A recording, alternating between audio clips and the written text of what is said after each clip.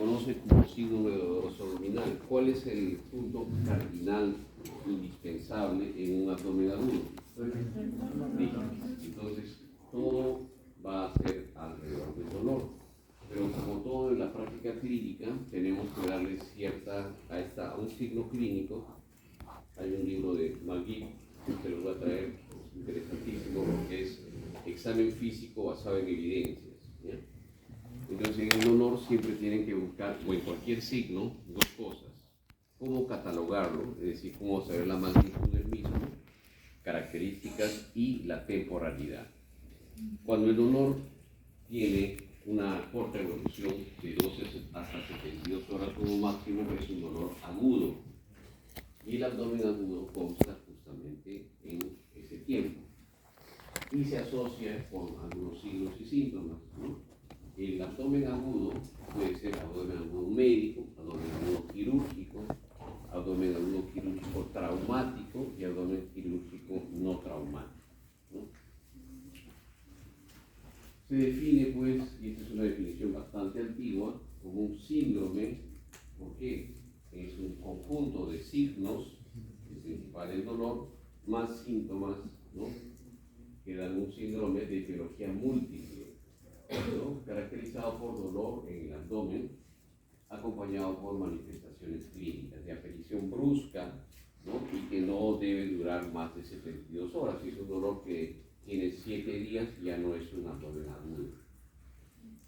Y la causa puede ser susceptible de tratamiento quirúrgico. Ahora les digo puede ser, porque ahí decía, por ejemplo, es susceptible, pero les digo que puede ser. En algunos casos hay algunos abdómenes quirúrgicos que no necesariamente terminan siendo operados.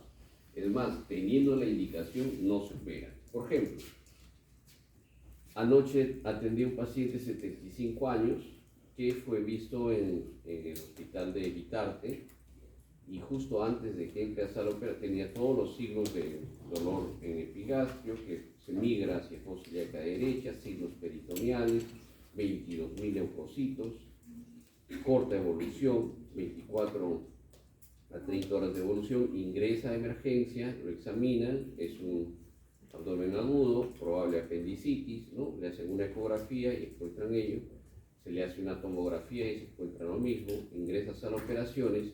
Y entrando a solo operaciones, el paciente se descompensa, presenta hipotensión severa, sudoración profusa, una descarga adrenérgica.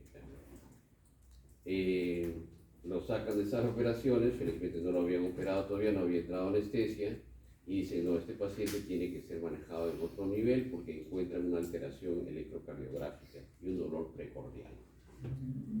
Listo. Lo transfieren al hospital Almenara, se le hace la tomografía y se encuentra, pues, que es una apendicitis aguda que tiene corto tiempo de evolución y se programan las operaciones. Sin embargo, la progresión del infarto, que era un infarto con el supradictivo LST, es cada vez mayor y el paciente termina en shock trauma. Listo, entonces tenemos un shock cardiogénico y me llaman a las 3 de la mañana y me dicen, ¿sabe qué, doctor? Ya le hemos programado al paciente.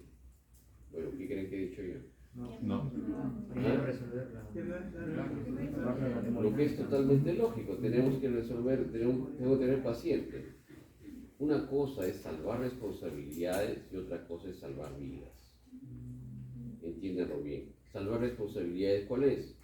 Bueno, ¿saben qué? Dijeron que lo que está programado, lo voy a operar. Le saco el apéndice y todo, el paciente obviamente progresa el infarto y se muere. ¿No es cierto? Entonces, ¿qué es lo que hay que hacer en ese caso?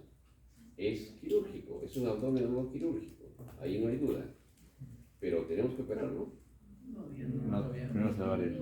Entonces la definición es susceptible, no, puede ser susceptible de tratamiento quirúrgico. ¿Ven cómo cambia? El dolor, ya que es el signo cardinal o la piedra angular del abdomen agudo, puede ser visceral, somático parietal y referido.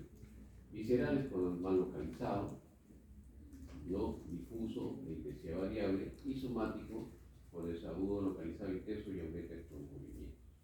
Referido es cuando dentro de la metámera, ¿no?, de lógicamente está conectado, ¿no? Ciertas terminaciones nerviosas y puede dar, por ejemplo, un dolor que es de la vesícula, ¿no? Un dolor vesicular, un pólipo vesicular, y se refiere a la espalda o en franja o al hombro derecho.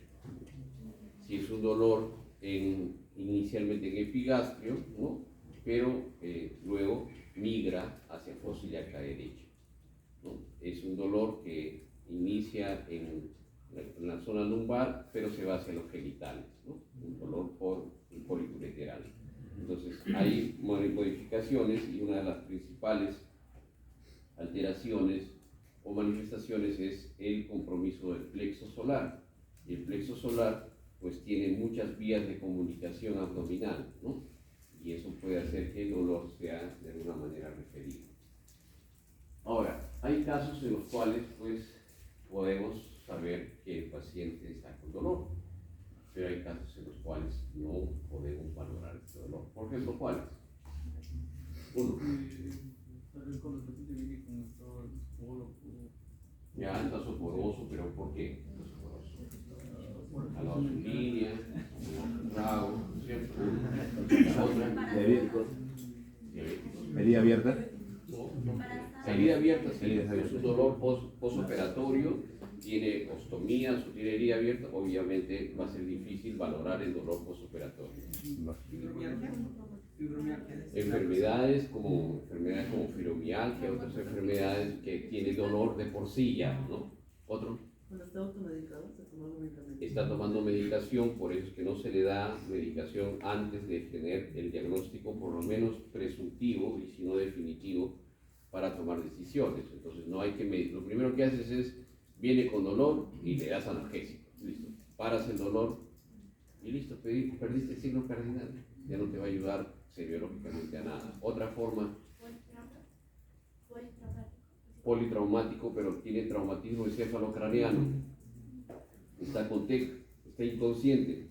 Todos los estados de inconsciencia hacen que la presencia de dolor no sea manifiesta, o sea, no puedes tú interpretar, ¿no? Eso se llama abdomen no valorable, ¿no? Eso es un gran problema, pero tenemos solución.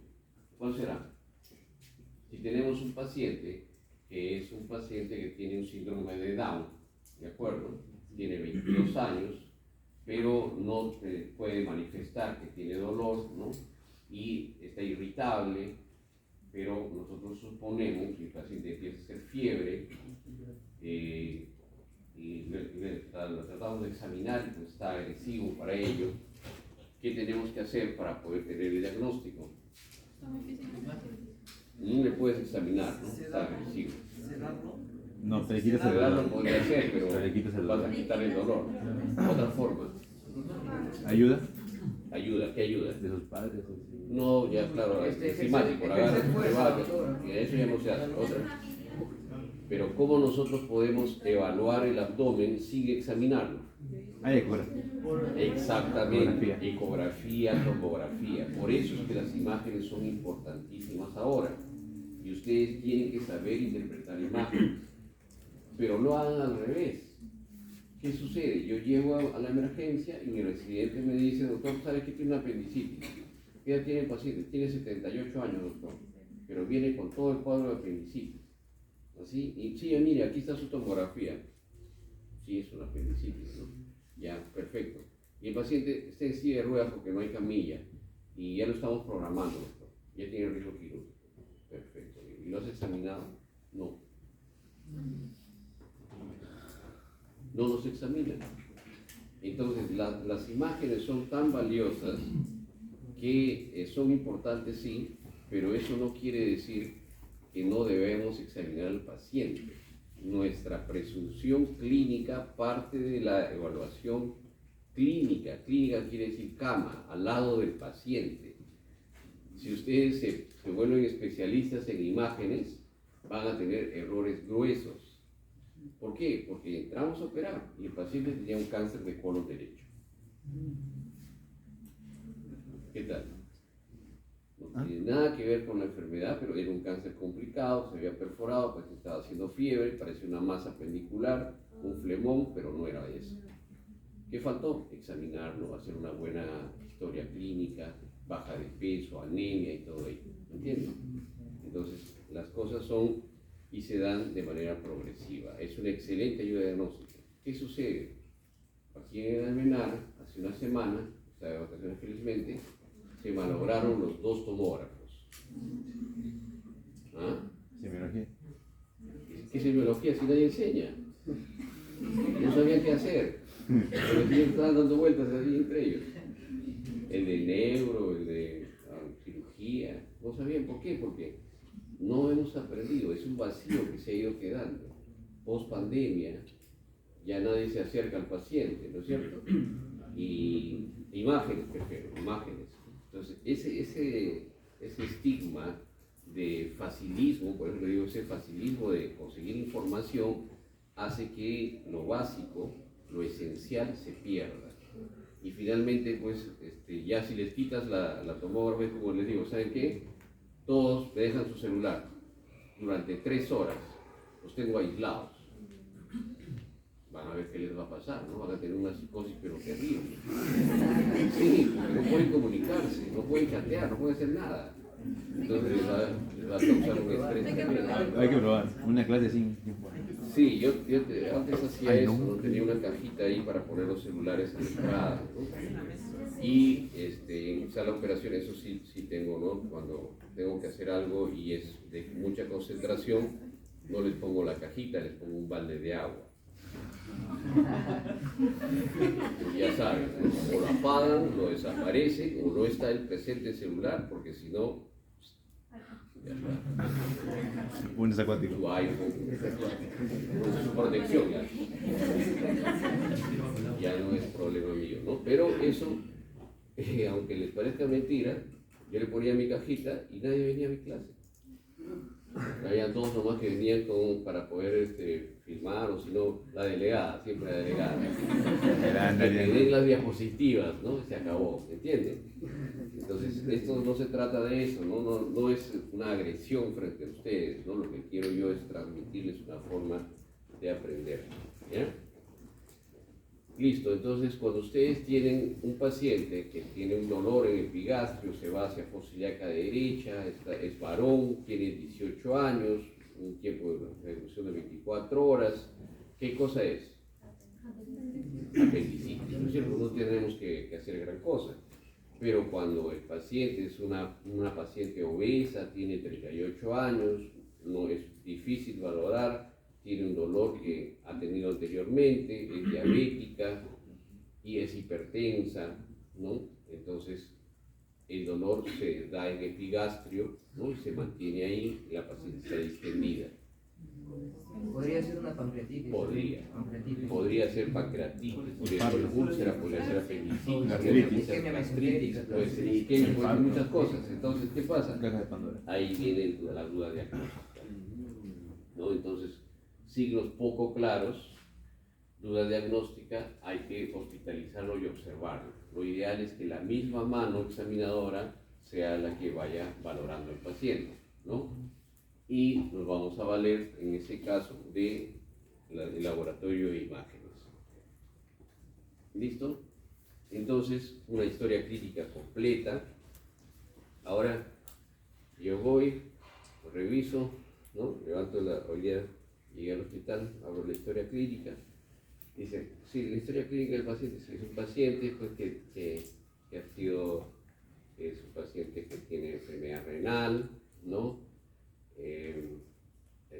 Es hipertenso, ha hecho una isquemia mesentérica, han hecho una resección y han dejado el intestino corto, 70 arriba, 10 abajo, obeso, felizmente no ha dializado, pero la creatinina subió un montón, sangró y tenía una úlcera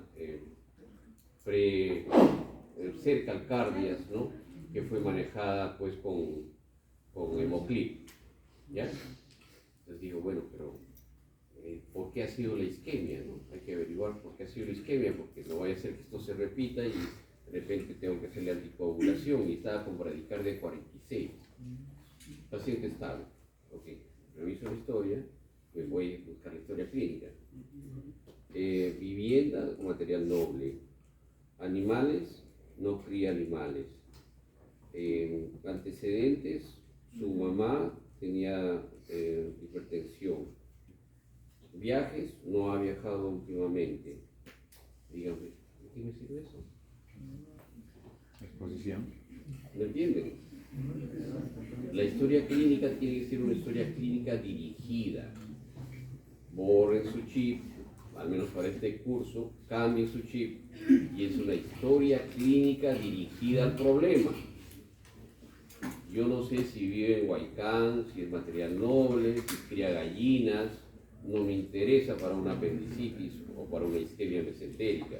Me interesa si tiene enfermedad cardíaca, si tiene enfermedad del endotelio, si tiene enfermedad renal, eso sí me interesa, ¿no? Y que se describa para ver cuál es la posible etiología, o si tiene enfermedad cardíaca macrovascular o microvascular, pero que tenga 2 mascotas, ¿me entiendes?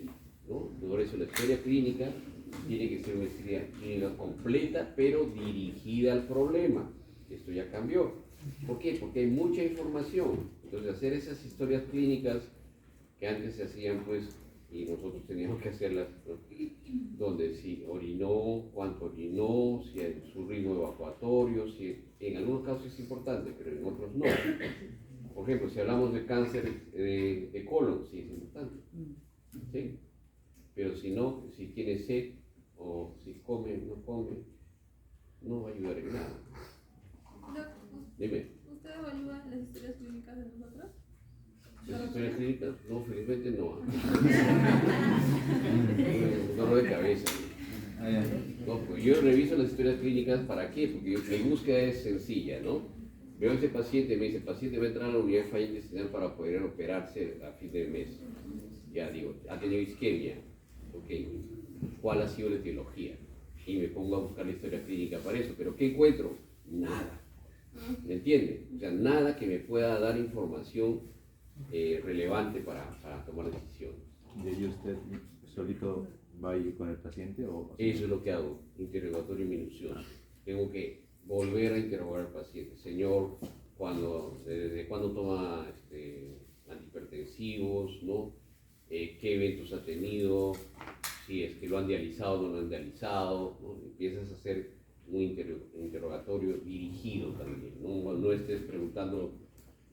En algunos casos sí, y eso es parte de la cultura latinoamericana, ¿no? De como dicen, lograr una transferencia positiva, es decir, que el paciente tenga confianza, ¿no? Me acuerdo mucho de un doctor Arenas, que todavía está vivo, de México, Guadalajara, que en su consulta llegaba el paciente y se ponía, ¿y usted por qué ha venido? Ya, sí, claro, Mechita, sí, la conozco, sí, su amiga, a ella la ha traído para acá. Ah, qué bien, ¿y cómo están sus hijos? Y decía, yo estaba muy desesperado y se ponía a hablar de toda la novela y todo. Entonces, cuando el paciente, y realmente el paciente bajaba sus revoluciones, o sea, venía con una ansiedad, obviamente, ¿no? Para saber su enfermedad y todo eso, y empezaba a cambiar. Y después ya en una conversación mucho más amena, más abierta, bueno, nos estamos distrayendo, decía. ¿Pero por qué ha venido? ¿En qué le puedo ayudar? ¿No? Y empezaba a sacar signos y sintomatología que realmente a veces uno no lo piensa, ¿no? Cuando te enseñan en simulación, dices, vas de frente a la yugular, ¿no? Pregunta eso. Pero son metodologías, ¿no? Ya ustedes cuando tengan mucho más tiempo, pues van a poder extraer mejor la información.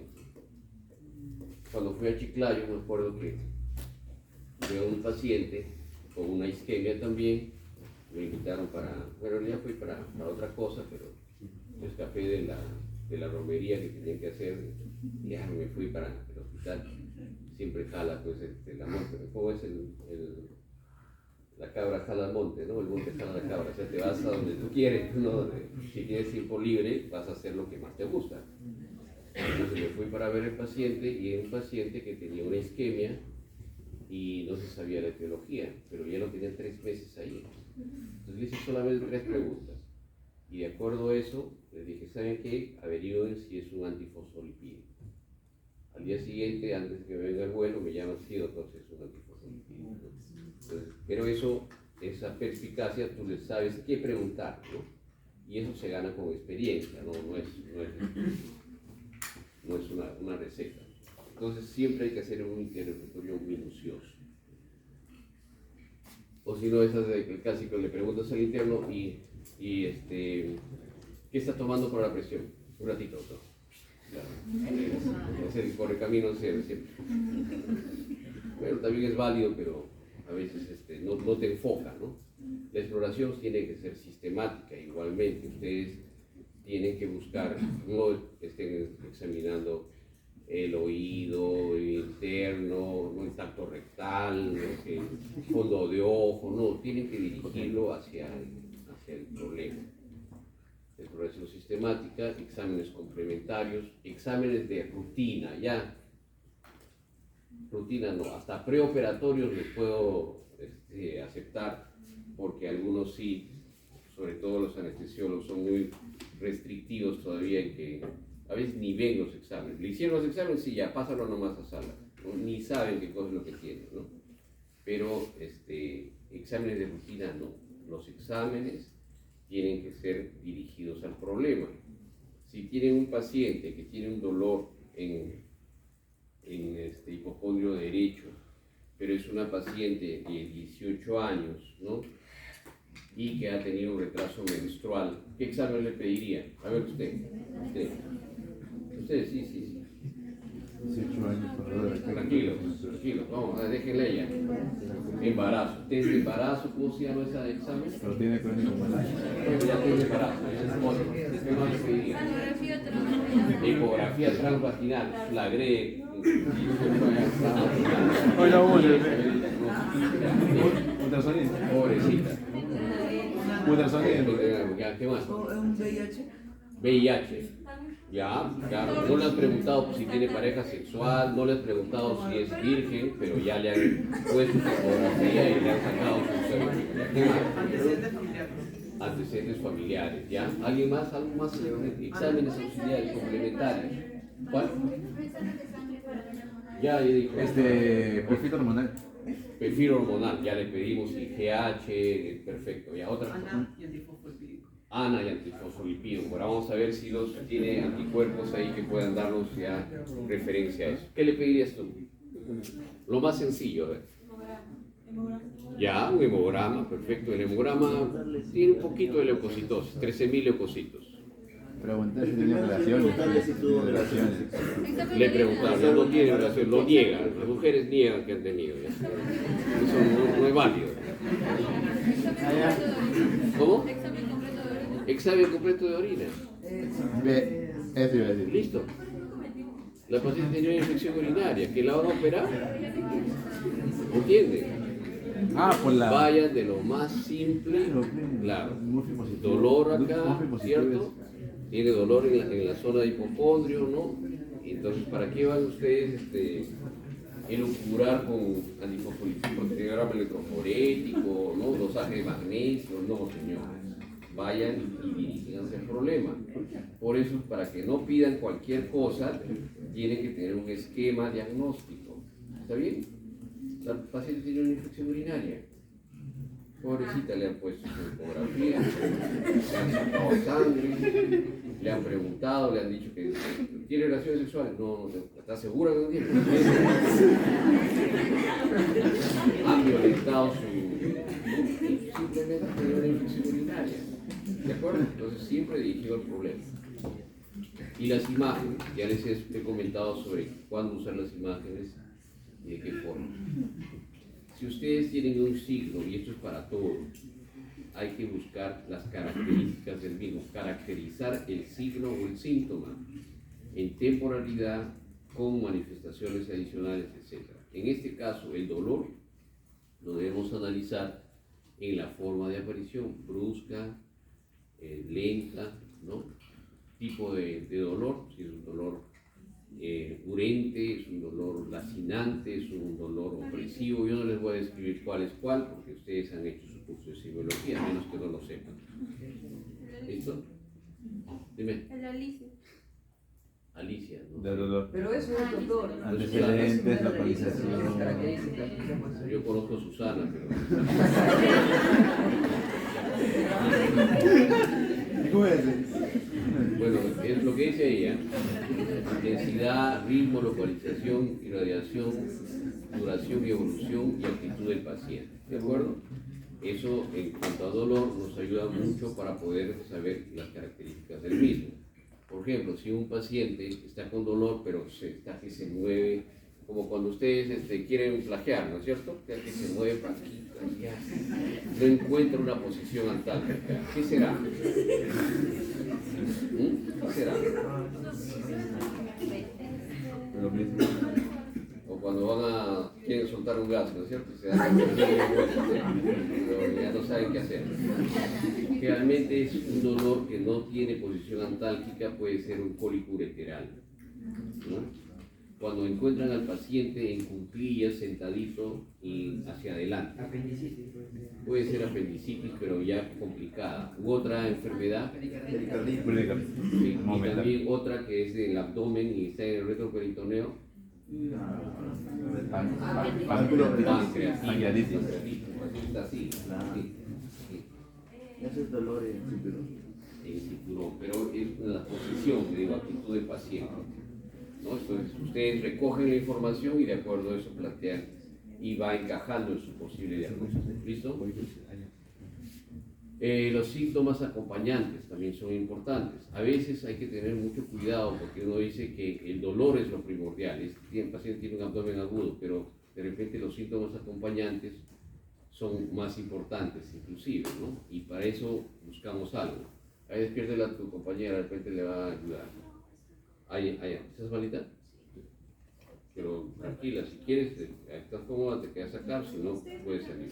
Estoy escuchando. Ok, entonces te pregunto.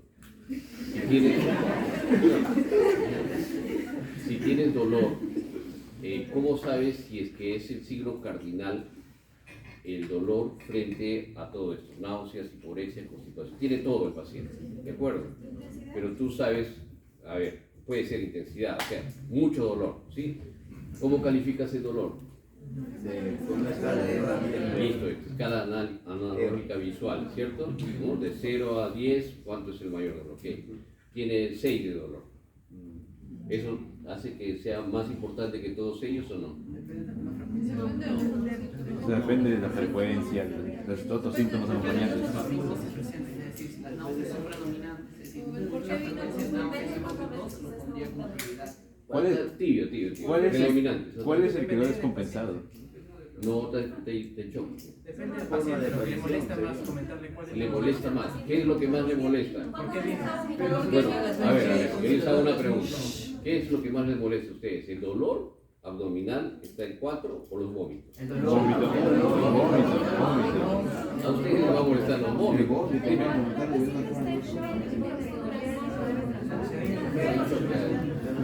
Definitivamente es más importante, ¿no? El tiempo de presentación es quién se presentó primero. Exactamente, eso es. Eso. Por eso no solamente tienen que preguntar sino qué se presentó primero. ¿De acuerdo? Generalmente lo que se presenta primero y con alguna magnitud de intensidad mayor, ¿no? Entonces eso es el signo cardinal, lo que se presenta primero. La temporalidad, por eso les preguntaba, la temporalidad de presentación de síntomas es importante. Porque el paciente puede tener vómitos y después tiene cefalea. ¿Qué es más importante? Vómitos. Los vómitos. La Porque fue cefalea primero, no, porque fue la primero. cefalea ha sido consecuencia. Fue primero. ¿Entiendes? Fue primero. O sea, lo Puede que ser, es pues, primero puede puede ser. ser que sea más probable, más importante. Claro, o el paciente tiene constipación y diarreas, fiebre y después presenta dolor abdominal. ¿Cuál fue primero? Constipación. Claro, la constipación, ¿no es cierto? Eso ha causado pues la molestia. ¿Ya? Eso es la forma de más o menos discernir cuál es el signo cardinal. Y todos estos síntomas se van a presentar. No hay manifestación, no pueden decir ustedes tienen abdomen agudo quirúrgico si no me saben y no tienen información respecto a si ha tenido vómitos, si ha tenido diarreas, si está estreñido, si ha tenido distensión abdominal, ¿ya? Porque el tracto gastrointestinal se está evaluando, es lo principal, por lo tanto, esa información tienen que tenerla, ¿ya? En la semiología del dolor, esto ya lo saben, puede dividirse en 9 regiones, ¿no? Hipocondrio derecho, izquierdo, epigastrio, hipogastrio, mesogastrio, flanco derecho, izquierdo y fosa ilíaca derecha, izquierda, ¿no? Los cuadros clínicos por región anatómica, eso es lo que llamamos la tomografía semiológica, pero no necesariamente siempre resulta, porque a veces el apéndice no ha rotado bien, ¿no? Mal rotación del ciego y termina pues al lado de la vesícula. Pero claro, lo más frecuente es esta ubicación. Cuando hay dolor en hipocondrio derecho, pensar en colecistitis o en úlcera duodenal, no gástrica. En flanco derecho, pielonefritis, pues lo que les decía, la infección urinaria alta, hepatitis o cólico ureteral. Si es dolor abdominal central, ¿no? Puede ser un cólico intestinal, apendicitis al inicio, pancreatitis cuando se va en franja y una trombosis mesentérica también. Listo, entonces hacemos la semiología, la exploración general, siempre es importante ver cómo viene el paciente, ¿no? Si está cojeando, por ejemplo, está cojeándose de la fosa ilíaca derecha, ya tienes el 50% del diagnóstico ahí, se sienta que tiene. Me duele mucho, he estado con fiebre, náuseas y vómitos, no tiene más que hacer. Y la exploración abdominal, se hace la inspección, la palpación, percusión y auscultación. Tacto rectal o vaginal lo diferimos ahora, ¿ya? Antes era parte del examen. ¿En quiénes sí debemos hacerle un tacto rectal? A ver, En pacientes que tienen hemorragia digestiva, una, otra. Sospecha de cáncer, ¿no? Sospecha. En un paciente de 17 años van a sospechar de cáncer de colon. ¿En qué? ¿En shock? ¿Por qué?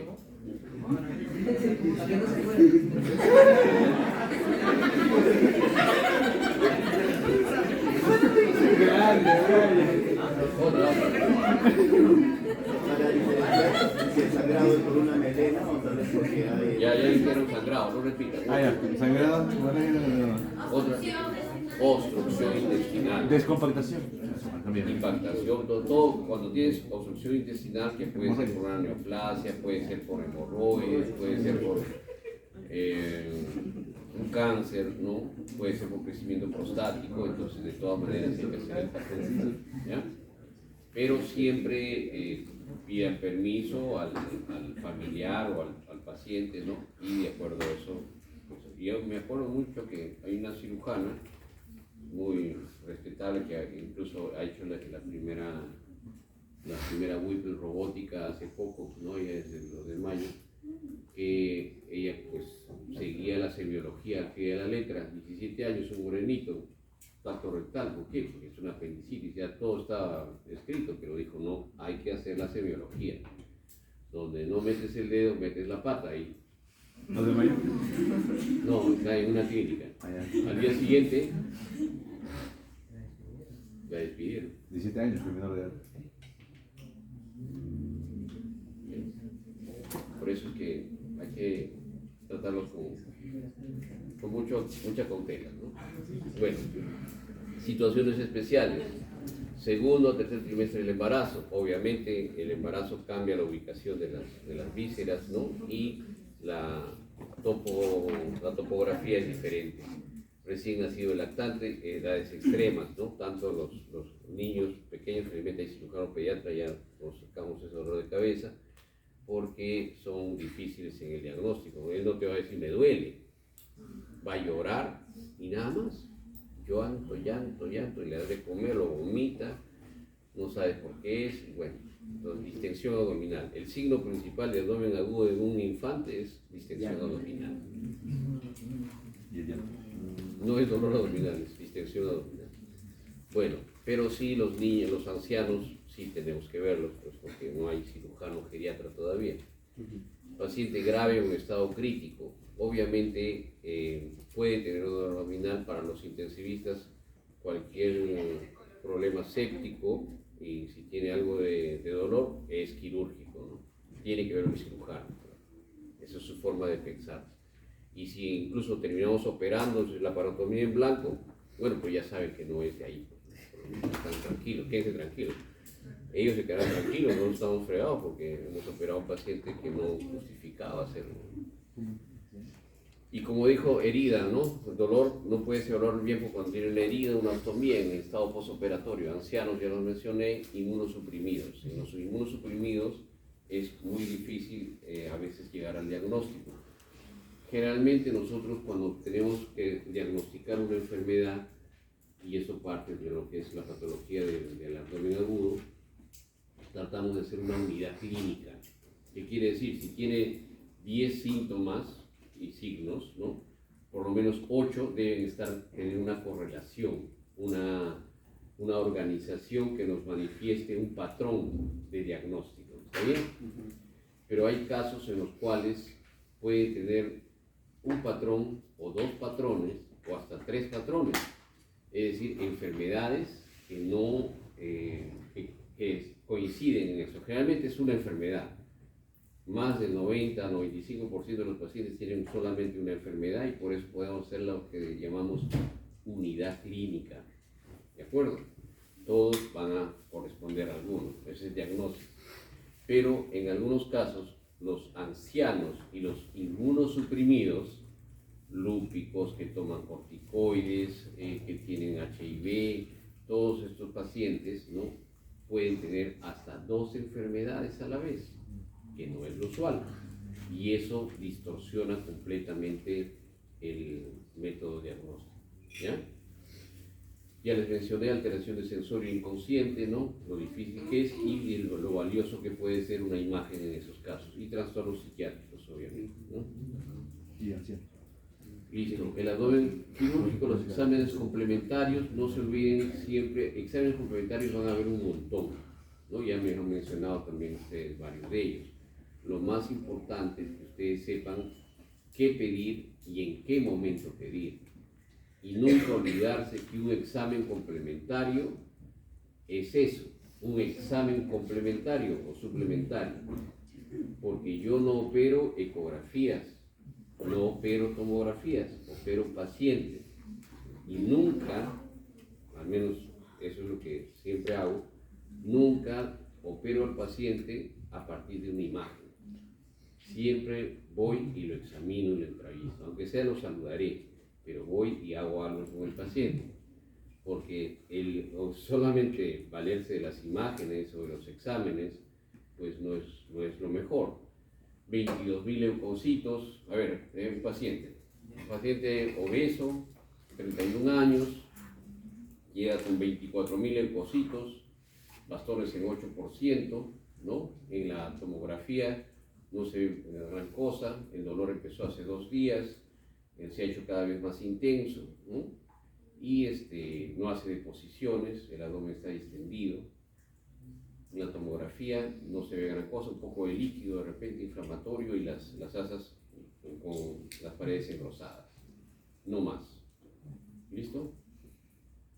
El diagnóstico del turno saliente es trombosis mesentérica. Preparar para una probable laparotomía versus laparoscopía si es que no hay descompensación en el hemodinámico. Listo, está programado el paciente y vamos a verlo, ¿qué les parece? ¿No es cierto? Vamos a ver, y el paciente no está en su cama. Se había ido al baño, y cuando regresa, permiso un ratito. ¿Cómo está? Ya me siento mejor. La verdad es que estaba bien estreñido. ¿Qué les parece? Increíble. Y todo concuerda. Estaba con el abdomen distendido, estaba estreñido, ¿no? Y obviamente tenía un dolor que no podía ser valorado porque era obeso. Y la tomografía dijeron, no, es que el paciente tiene que operarse. ¿Por qué está muy elevado? Eso puede ser básicamente por el estreñimiento, un poco de translocación bacteriana, o lo más común, ¿saben qué es? No, un error de laboratorio. ¿Es común? ¿No frecuente? Error de laboratorio, 28% de bastones. El paciente está caminando. ¿A quién le vas a creer? Paciente. No, señor Eche, se lo vamos a operar de todas maneras. Está programado. Está programado, hay que cumplir con la programación. Por eso les digo, salvar responsabilidades o salvar vidas. ¿Ya? Acuérdense de eso. Ustedes están diseñados y programados para salvar vidas, ¿no? ¿Qué? Y pasa. Estoy pasando visita y dicen, no, ¿sabe qué? No, ese paciente no hay que operarlo. ¿Por qué? Va a ser un problema médico legal. Bueno, pues tú has estudiado abogacía, yo he estudiado medicina, igual tengo que operarlo. Está grave, pues, ¿no? O sea, si uno ha estudiado medicina para poder ponerse la gorrita y la capa y escaparse de todos los graves, entonces no estás cumpliendo tu juramento hipocrático. Pues. Tienes que abordar a los pacientes. Cuanto más temprano y mejor lo hagas, pues va a ir bien el paciente. Si te van a meter al juicio, pues te defenderás, ¿no? ¿Qué vas a hacer? Porque tú no eres abogado, tú eres médico, y para eso estudias. ¿Ya? Eso va a haber siempre. Va a haber, hay pacientes, no hay que operarlo, déjalo nomás. Sí, parece mentira, pero sí pasó. Entonces todo esto, ¿no? Laboratorio, las imágenes y la laparoscopía. Antes se hacía mucho laparoscopía diagnóstica. De hecho, empezó las laparoscopías en pacientes ginecológicos. La laparoscopía con visión directa era un procedimiento diagnóstico ginecológico. Esto fue evolucionando y cuando ya se logró hacer el espacio virtual con el neumoperitoneo, ya pasó a ser un método no solamente diagnóstico, sino terapéutico. Y ahora se hace laparoscopía de avanzada, se hace robótica, ¿está bien? Pero todo partió de esta posibilidad. Ahora ya no es muy bueno hacer la laparoscopía porque de todas maneras es una intervención y puede ser muy bien sustituido por una tomografía o una resonancia magnética. ¿Ya? Radiología. Bueno, la verdad es que nadie pide ya. Pero a veces sí, al menos a mí, yo que soy de la escuela antigua, muy antigua, sí veo estas cosas, ¿no? Como la sombra del psoas, el patrón aéreo, los niveles hidroaéreos, me sirve para evaluar si el paciente que tiene vías de adherencias está mejorando, ¿no? La mejora clínica radiológica. Y también si tienes buen ojo, hasta líquido libre intraperitoneal. Si los cálculos son radiolúcidos, si son radiopacos, podemos ver inclusive los cálculos renales o los cálculos en la vesícula. Pero ya muchos no piden radiografía, ¿no? De abdomen. Lo primero que piden, tomografía siempre. Doc, y usted, por ejemplo, en la sombra de los psoas, por ejemplo, ¿qué busca? ¿Qué significa eso? El borramiento del psoas te puede dar tres informaciones. Uno es que haya una peritonitis con líquido libre ahí. Dos, que hay una distensión de asas, ¿no? con contenido fecal y eso hace que se borre. Y tres, que tenga un problema de psoas, básicamente un absceso a ese nivel, un absceso de psoas que te da una distorsión del perfil, ¿no? Se ven como unos velos ahí hacia atrás en la radiografía. Pero para que sí te sirve, es el mío, para lo que sí te sirve muchísimo es para poder ver el aire ectópico, ¿no? El paciente cuando está de pie y ustedes le toman una radiografía van a ver el aire en el diafragma, el diafragma elevado. ¿Cuál es más valioso, el derecho o el izquierdo? Derecho. ¿Por qué? Ahorita porque puede haber ruptura del diafragma y puede ascender las vísceras. No estoy hablando de ruptura de diafragma, estoy hablando de aire dentro del abdomen que se llama neumoperitoneo. ¿Cuánto es más valioso el neumoperitoneo? Si tú ves una imagen del neumoperitoneo en el lado izquierdo o en el lado derecho, ¿cuál te es más útil? Izquierdo.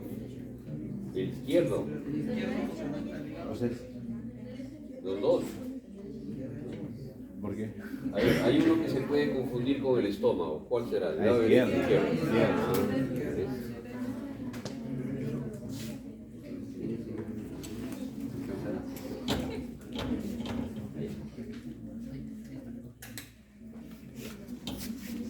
Entonces, si ustedes encuentran que hay neumoperitoneo, o sea, hay una imagen, ahora la vamos a ver, ¿no? De Vamos a ver de una vez. Esto es la radiografía de abdomen. Aquí hay borramiento de psoas, por ejemplo. Aquí hay borramiento de psoas. Este es el psoas, ¿eh? Hay distensión y engrosamiento de las asas. ¿Sí? Y aquí, ¿ven? ¿Ven ese neumoperitoneo? Ya. El neumoperitoneo, ¿qué nos está traduciendo? Dos cosas, básicamente. ¿Perforación de qué? ¿De diafragma? No. Estómago. Digo, víscera. De una víscera hueca. ¿Está bien? ¿Y qué nos indica eso, además? Una posible peritonitis. ¿Ya qué hay que hacer? Lavado. ¿Lavar cómo lo vas a lavar? Peritoneal. ¿Lavado peritoneal? No. No. Tenemos que operarlo, pues, muchachos. Ese airecito, ¿de dónde ha salido? Por ahí. Cerra todo algo. O el páncreas se ha tirado sus peditos ahí. ¿Sí? Algunos creen. La vez pasada fue cuando decía había neumoperitoneo, retroneumoperitoneo. ¿Y por qué hay retroneumoperitoneo? No, nosotros no lo operamos, sí, pero eso ha salido de algún sitio. Lo que pasa es que los gérmenes anaerobios pues crean este gas, ¿no? Y por eso es que puede darse, ¿no? Pero en este caso, si ustedes encuentran aire libre en cavidad, aire libre, eso ha salido de una perforación, ¿cierto? Estómago, intestino, colon, y eso tiene que operarse, no se va a resolver solo. Hay pocos casos en los cuales puedes tener un peritoneo, los operas y encuentras una perforación ya sellada, pero son los más raros. Si tú tienes neumoperitoneo y tienes signos peritoneales, ¿sí? Tienes que operarlo. Pero tienes neumoperitoneo y no hay signos peritoneales, ¿qué hacemos? Observación. Muchas veces solamente con una endoscopía encuentras el problema y no hay más que hacer, ¿no? Tratamiento antibiótico y ya está. Por eso les decía que el abdomen agudo quirúrgico ahora ya no es tan, muchas veces cambia, ¿no? Y el neumoperitoneo, cuando abren el abdomen, ¿cómo encuentran la Sale de aire, sí. ¿Y dónde encuentran la Mayormente, la ¿dónde está la ¿Dónde fuga? está la fuga? ¿Cómo la encuentran? Principalmente. ¿Cómo la encuentras? La tienes que buscar, pues. Así nomás. O sea, desde estómago, baja. Exactamente. ¿Cómo se hace la exploración? Y ahí está muy bien tu pregunta, porque me ayuda. Toda pregunta es importante, no crean que es ingenua. Sí, dicen, pero ¿cómo sabes de dónde está saliendo el aire? Bueno, lo primero que tienes que hacer es buscar qué cosa, lo más frecuente o o menos frecuente. Más frecuente. ¿De dónde es lo más frecuente? A ver, por lógica. ¿De dónde sale el aire y se llena así? Estómago. Tú. Sí. Del intestino, Estómago. del estómago. Otro, donde tiene bastante aire. Dos. Que a ustedes les molesta a veces, tienen que irse a una colon. Listo. ¿Ves? Entonces, en esos dos buscamos primero. Son el colon. Pero si no encontramos ninguna perforación ahí, ¿qué tenemos que hacer? Buscar lo menos frecuente, el intestino. Asa por asa. Asa por asa. Se llama running bowel, el recorrido de los intestinos, ¿no? Running bowel, vas buscando las asas. Es como Parece perforación. una llanta pinchada. Algo así. Listo. Ah, ese. Eso que nos dijo, una llanta pinchada. No encontramos la perforación. ¿Qué hacemos? Agua. Líquido. Bueno, agua. Líquido. De verdad no ponen agua. Le echamos agua a la cavidad. Y donde burbujea, ahí es. De verdad. ¿Cómo se llama esa maniobra de él? El parche, la llanta. ¿Cómo se llama la maniobra de él? Pero no, el de El bicicleta. llantero. De verdad. No, hombre. Y cuando encuentras que burbujea, Ahí es, ahí es. Y de ahí. ¿Y ya? listo, se acabó. Mayormente porque patologías, porque morfologías. Patologías que pueden llevar a Me la dejó. perforación intestinal. A ver, fiebre tifoidea, enfermedad de Crohn, tuberculosis, enfermedad por Yersinia, linfoma intestinal primario. Otro capítulo ahí hay Una pregunta, ¿sería factible hacer una colonoscopía o una endoscopía para ver? Sí y no. Es factible, pero recuerda que si tú quieres saber dónde está la perforación, ¿qué es lo que tienes que hacer para una endoscopía digestiva alta a una colonoscopía. ¿Qué metes? Un tubo. La persona tiene que estar en ayunos, no comer nada. Perfecto. Todo, ya le tenemos la persona en ayuno, no ha comido una semana, se está muriendo. Pero ¿cómo está el intestino? ¿Está así? ¿Tú lo ves? No, está No dirás. contraído. Colapsado. ¿Qué haces para poder ver? Meter aire. Agua, aire. No, agua no. Le metes aire. Aire. Ya, entonces vas a ver la perforación, ¿no? Lo gaseas.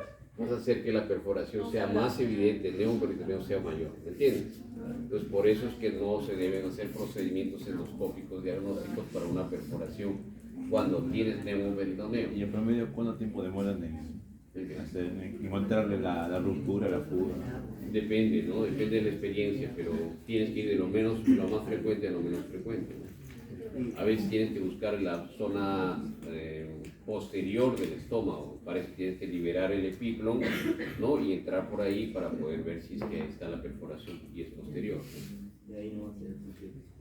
Se sutura o le haces una resección, eso lo vamos a ver todavía.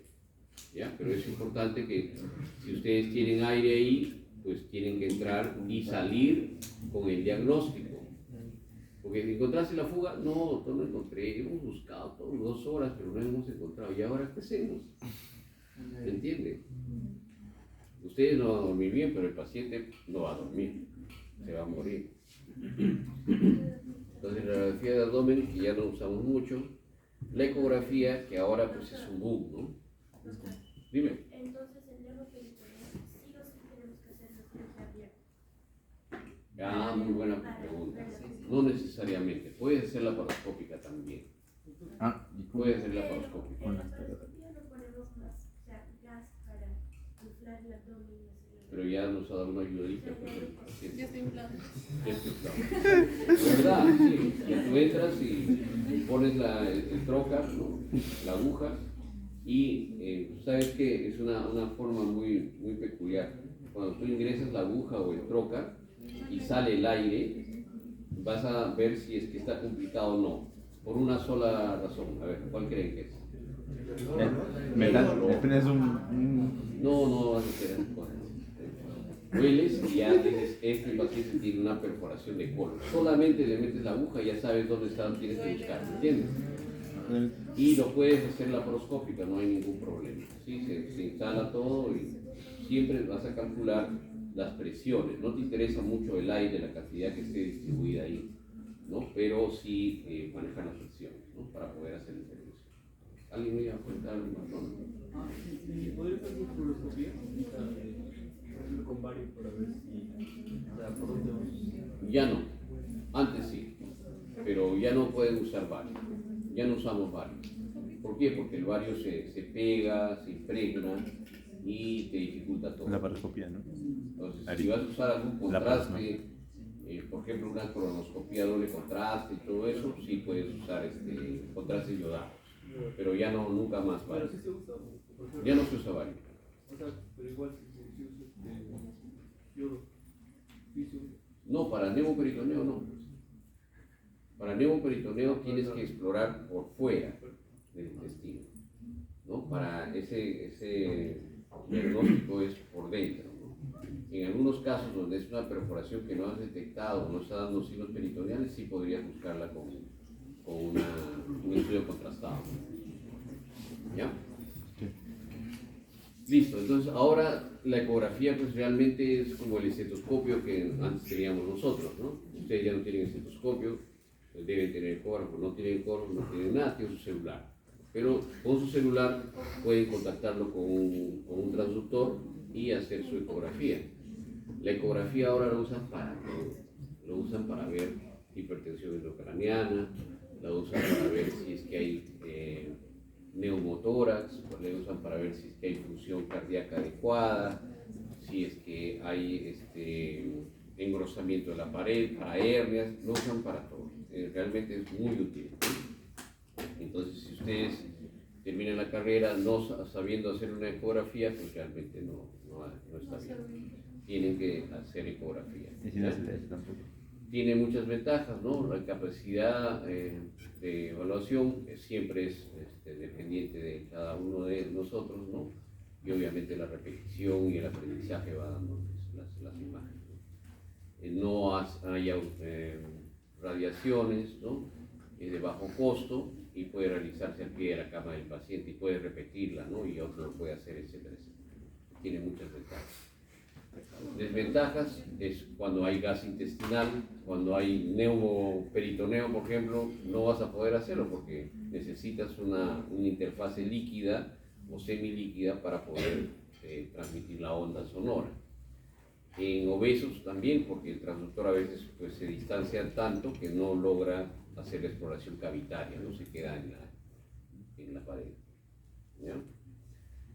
Aquí la ecografía se ve pues el engrosamiento aquí de la vesícula, ¿no? La vesícula biliar. Aquí también, ¿no? Imágenes que ven aquí un poco adelgazada, pero hay una zona, un halo perivesicular. ¿Aire? Y aquí se ve lo que es el... Aire.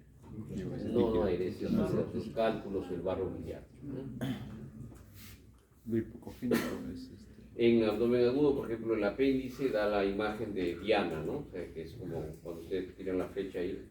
Así, eso, exactamente. Y también esa imagen de engrosamiento, ¿no? Esta es la imagen de Diana. O transversalmente ven esa imagen de blanco, gris, ¿no? Y otra vez blanco. Esta es la apendicitis, ¿no? El apéndice engrosado, una asa ciega. ¿Sí? Proceso inflamatorio intestinal, un poco difícil, pero sí podemos nosotros ver cómo hay un engrosamiento de la pared del intestino, ¿no? Cuestión de práctica. Y la tomografía, pues, ahora es la que se usa muchísimo, con contraste, con doble contraste. Tomografía, es más, hay un asistente que no les voy a decir quién, pero les dicen, ya se va a ir de alta el paciente, pide una tomografía de control antes de que se vaya de alta. Tienen que pedir las cosas cuando las necesitan. ¿Ustedes saben cuánto de irradiación hay? Sí, es demasiado. Es como si tomaras pues, Una de unas abdomen, 500 radiografías. Ajá. 400. Es un montón. Es más, hay estudios, y no les estoy mintiendo, si quieren búsquenlo por inteligencia artificial, que relacionan la exposición por tomografía, por rayos X, con la presencia de cáncer digestivo y también cáncer somático. Ven ahí y van a encontrar esta relación. Ya existe una relación, por lo tanto, hay que tomarle una tomografía cuando sea necesario, no en todos los casos.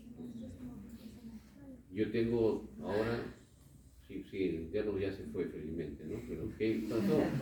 Que le tomó una tomografía y ahí tengo la imagen, pero da vergüenza pasarla. ¿Por qué? Porque le tomó una embarazada. ¿Qué? Digo, ¿no?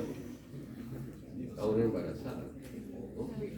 No sé cómo saldrá si postulará o no a la universidad, pero pobrecito al respecto, ¿no? Pero sí, eso pasa. ¿Por qué? Porque simplemente no tienen criterio, ¿me entienden? Hay que pedirle y se acabó.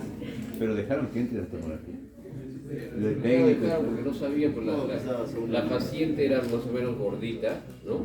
Entre comillas, no se dieron cuenta, porque no la han examinado. O sea, la cosa es bien sencilla. Si tú examinas a un paciente y le preguntas y hay sospecha, no lo vas a llevar a tomografía. Pero como no sabía, dijo, ay, que le dan su tomografía, porque ya el asistente va a venir y ya vamos a tener el diagnóstico. Sí, pues tenemos el diagnóstico que era una gestante, ¿no? Así es. Entonces, bueno, tiene muchísimas ventajas. Evalúa el retroperitoneo, cosa que no puedes hacerlo con ecografía. Y tiene una alta sensibilidad. Evalúa también el interior de las vísceras sólidas, ¿no? Sobre todo para ver si es que hay quistes, si es que hay colecciones, ¿no? Retroperitoneales, pero no ayuda mucho en la sensibilidad de las asas en sí para patología intestinal, per se, el intestino delgado.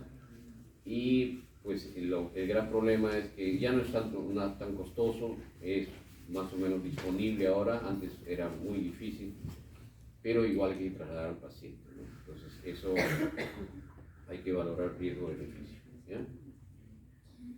Esa es la tomografía con contraste. Tomografía que ustedes hacen para evaluar patología intestinal o gastrointestinal o abdominal tiene que ser con contraste. ¿Por qué? Porque si ustedes hacen una tomografía sin contraste, tiene casi la misma validez que una radiografía de abdomen.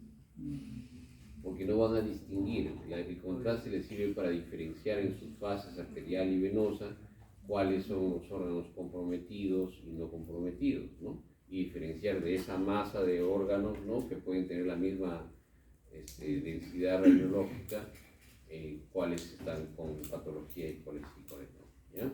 Entonces siempre con contraste. No les pido doble contraste porque también le ponen contraste en lo venoso, que es lo habitual, pero algunos también le dan contraste oral, ¿no? Claro que ya es un triple contraste, ¿no es cierto? Es dentro de la víscera, el contraste vascular y también la imagen en sí.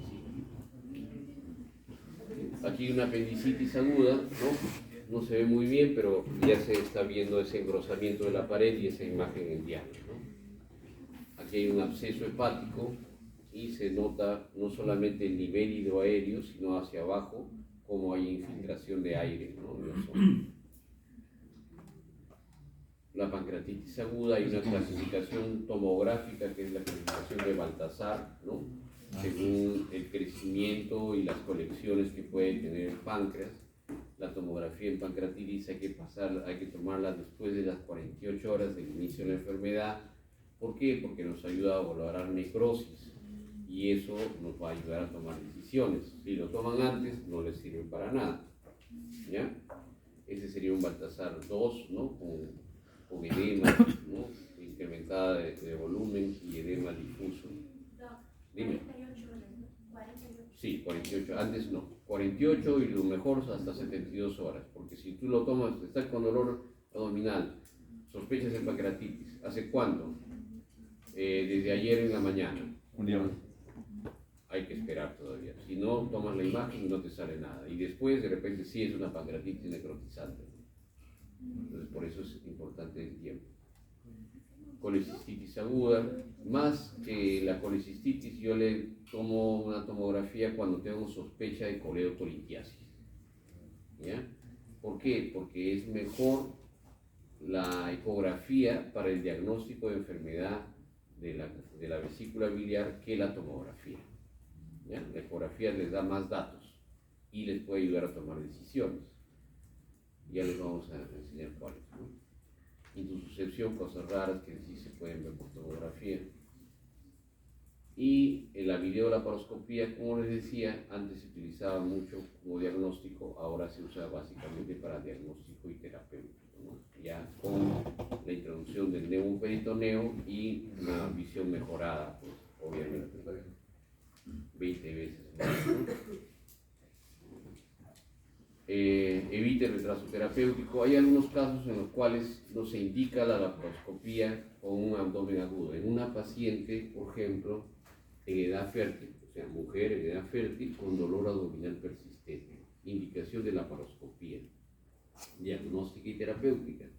Muchas veces se va a diagnosticar qué enfermedad es la que tiene, que puede ser una enfermedad ginecológica, puede ser una enfermedad, un embarazo ectópico, por ejemplo, o puede ser una apendicitis, o puede ser una infección urinaria.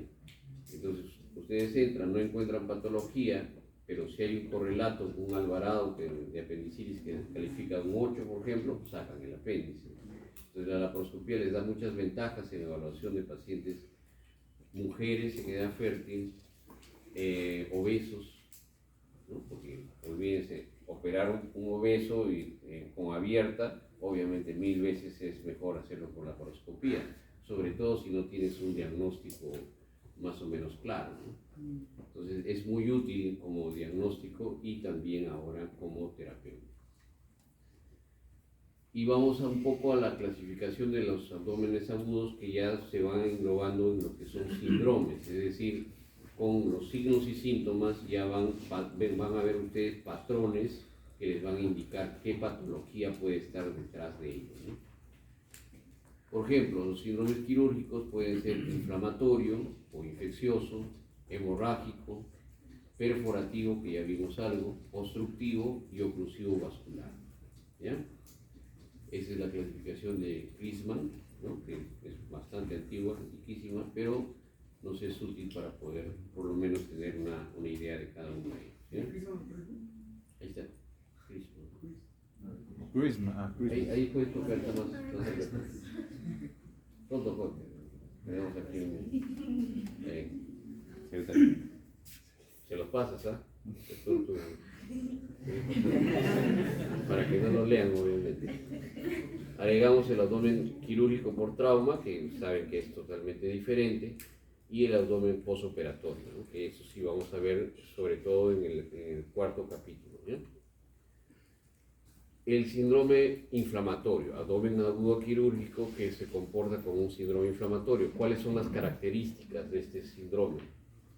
Dolor abdominal que inicia brusco, continuo o intenso.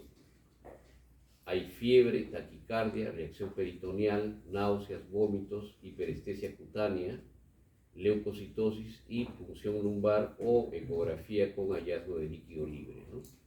Muchas veces pueden también con una tomografía ver si es pus o no. ¿En quiénes se presenta un síndrome inflamatorio? Apendicitis, colicistitis, diverticulitis, enfermedad inflamatoria intestinal y enfermedad inflamatoria pélvica. ¿Ya? Por ejemplo, esto, ¿no? La peritonitis. Están inflamados. Un divertículo de Meckel. Divertículo de Meckel, de repente no lo vamos a revisar, cumple la regla del 2. 2 yardas o más de 60 centímetros de la válvula ileocecal, mucho más frecuente, menos de 2 años, ¿no? Y sí, son esas características del divertículo.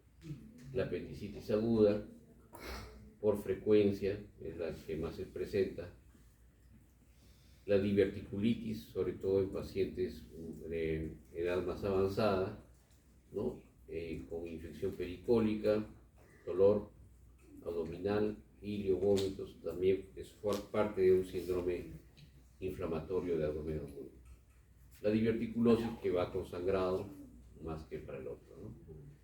La diverticulitis tiene esta clasificación que ya cambió, ahora es 1, 2, 2A y B. Lo buscan en inteligencia artificial, ahí les va.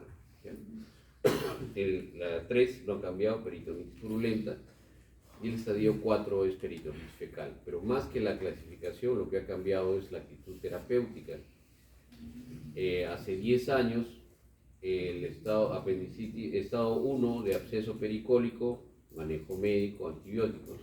Estado 2, absceso distante, laparotomía. Estado 3, peritonitis purulenta, laparotomía. Y estado 4, peritonitis fecal, colostomía, con resección. Pasó una generación, 10 a 15 años, y ¿cómo se trata? El estado 1, absceso pericólico, antibióticos.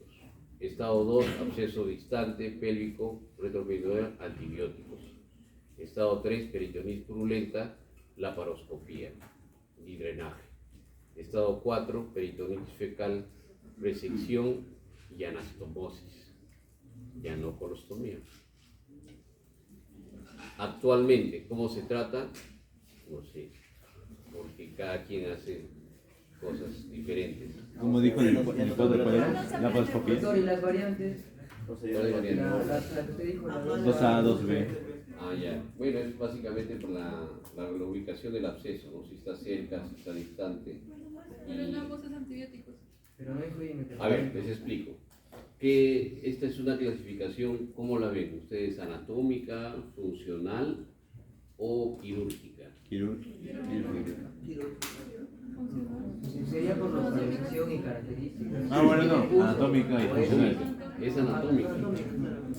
¿Por qué les digo? A ver, si ustedes tienen una en un estadio 3, peritonitis purulenta, y el paciente es un paciente que hay que ver el contexto del mismo, ¿no? Es un paciente que no está haciendo manifestaciones de shock séptico, ¿cuál sería el tratamiento ideal? Antibióticos. Pero si hay una colección ahí, ¿qué van a hacer? Laparotomía. Drenaje, ¿me entienden? siempre van a partir de lo menos invasivo, lo menos agresivo, hacia lo más agresivo. O sea, Si uno, con drenaje suficiente, perfecto.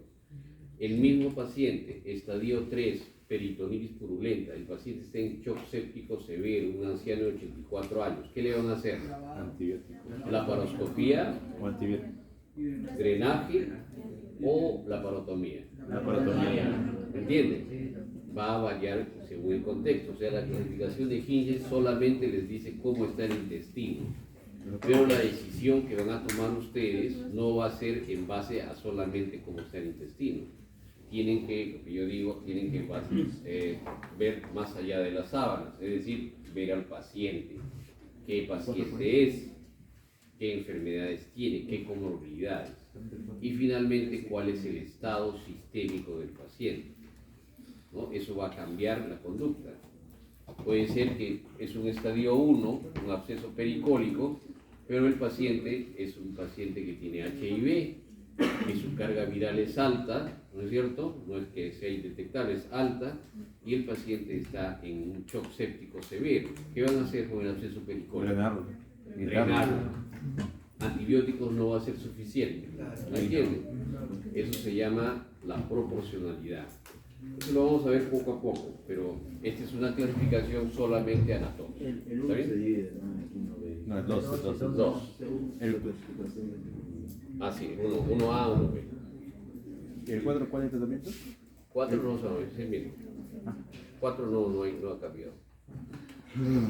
Y ahí están los estadios en los que puede estar. ¿No?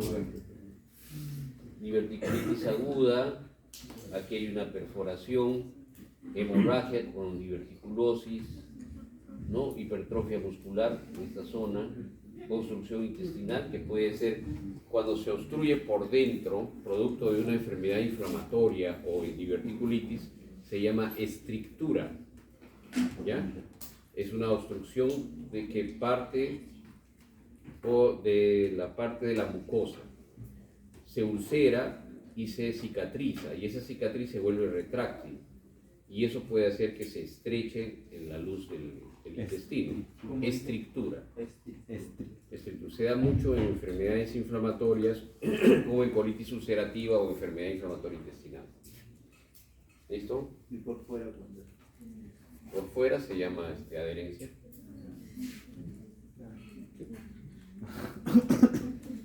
Es el Hinchel 1, 2, 3 y 4, ¿ya? En imagen. Pero como les digo, es una clasificación anatómica y referencial. Cuando es una clasificación funcional es cuando involucra el estado del paciente. Y cuando es una clasificación quirúrgica es cuando uno dice a este se le reseca, a este no se le reseca, ¿no? Son diferentes las clasificaciones. Bien, pasamos al otro síndrome, el síndrome perforativo. Creo que hemos hablado un poco de esto, ¿no? También.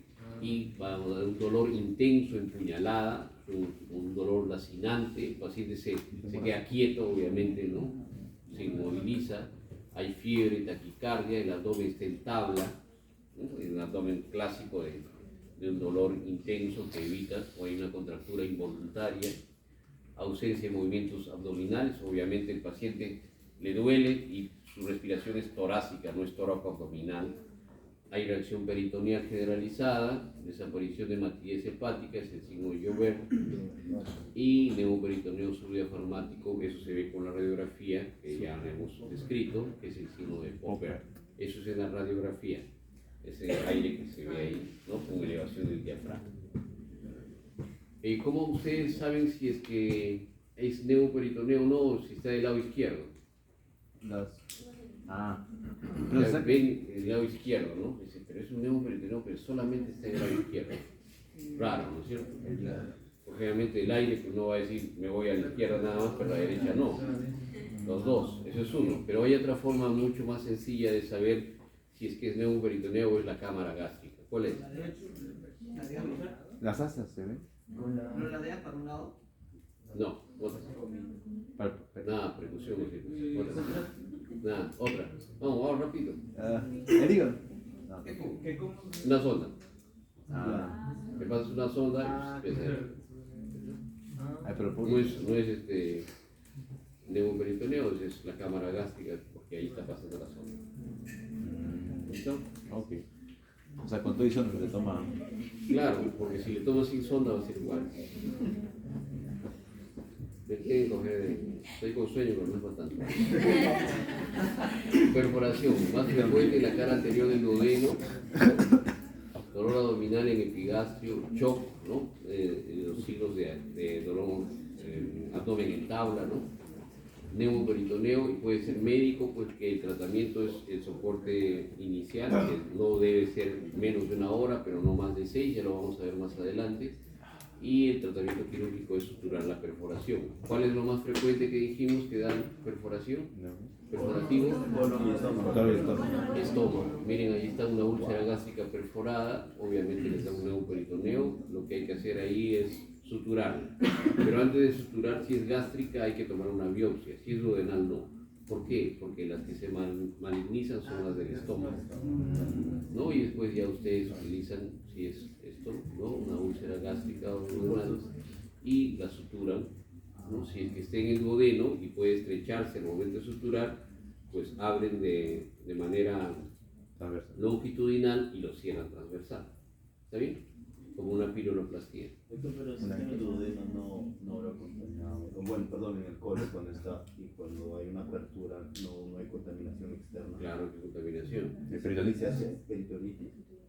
Sí, gracias al Lavado, peritonitis. entonces. No necesariamente. Es que se... ¿Qué se hace? Maneja. Tiene que ser un tratamiento proporcional. Estamos avanzando un poquito, pero ¿qué sucede? Antes, perforación de colon, por ejemplo, por diverticulitis, era sinónimo de colostomía. Resecar, colostomía, todo seguro, no hay ningún problema. Sale el cirujano, hemos hecho una colostomía porque estaba lleno de heces y eso le iba a matar a la paciente. Felicitaciones, todos los galones, todo perfecto. Eso ya no sirve. Actualmente no es una adecuada conducta. De por vida, ¿no? La colostomía, si es que es benigno, van a tener que hacer la anastomosis.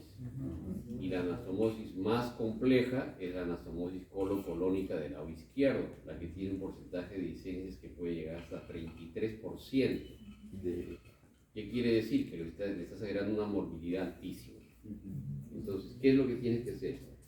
Perforación de colon en tiempos modernos. Primero tienes que ver por qué ha sido la perforación. Si ha sido una perforación por una colonoscopía o ha sido por un divertículo, es diferente si es una perforación por cáncer o es una perforación por una angiodisplasia, ¿no? Es totalmente distinto, o una enfermedad inflamatoria. Cuando hay esto y el sustrato que tiene este tipo de enfermedades, entonces sí, el riesgo de hacer una rafía es alto. Pero si tienes una perforación, yo les voy a pasar un video si es que hay tiempo, obviamente. Si tienes una perforación, por ejemplo, has hecho una colonoscopía y has hecho una perforación, la adviertes, paciente de 78 años, entramos una peritonitis, ¿no? Evidentemente ajus y todo eso, pero hemos entrado temprano, a las 3 horas y media más o menos del evento.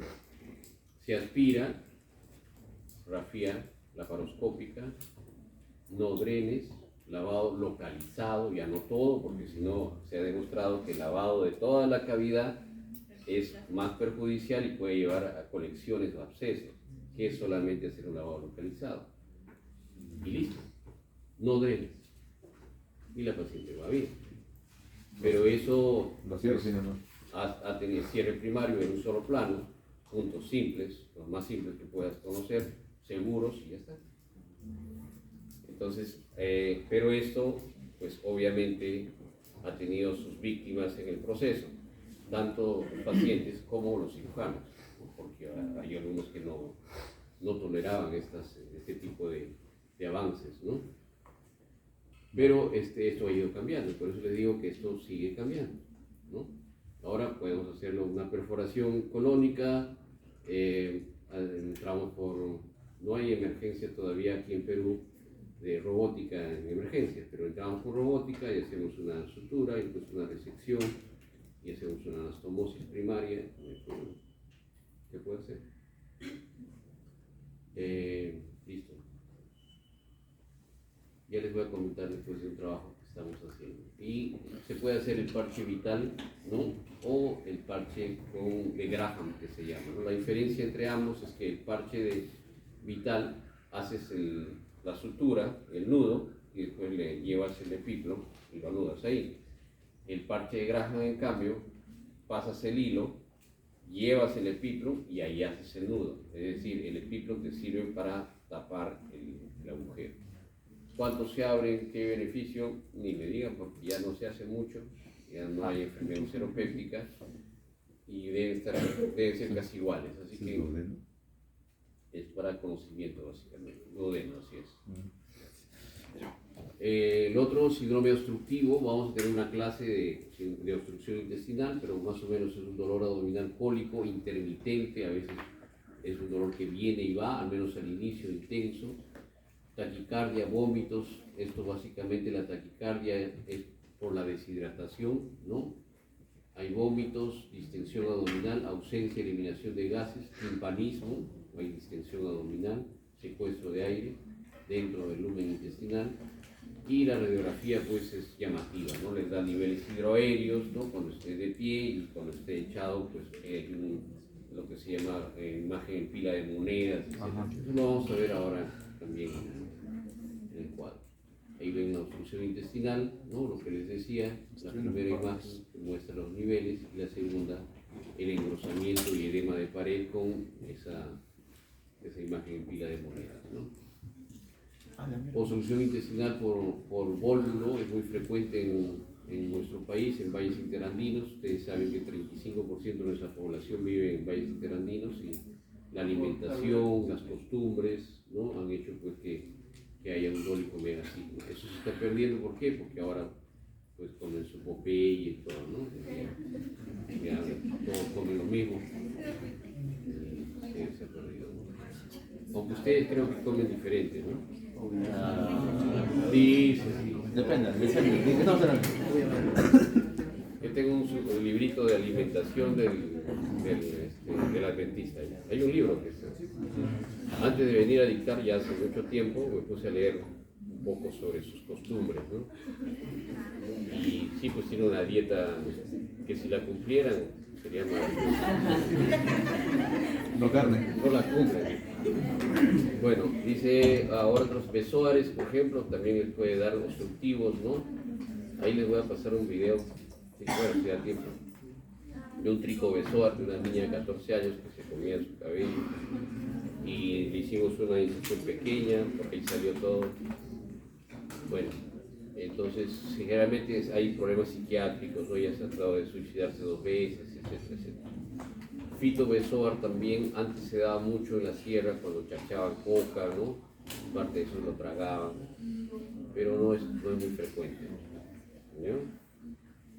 Ahí está el estómago con su besoar y ahí está cuando lo estamos sacando. Son a veces espectaculares, porque se van acumulando pues por meses o años a veces. No se elimina. No puedes eliminar. No puedes eliminarlo, se hace como así como se atora ¿saben qué? Igualito se atora.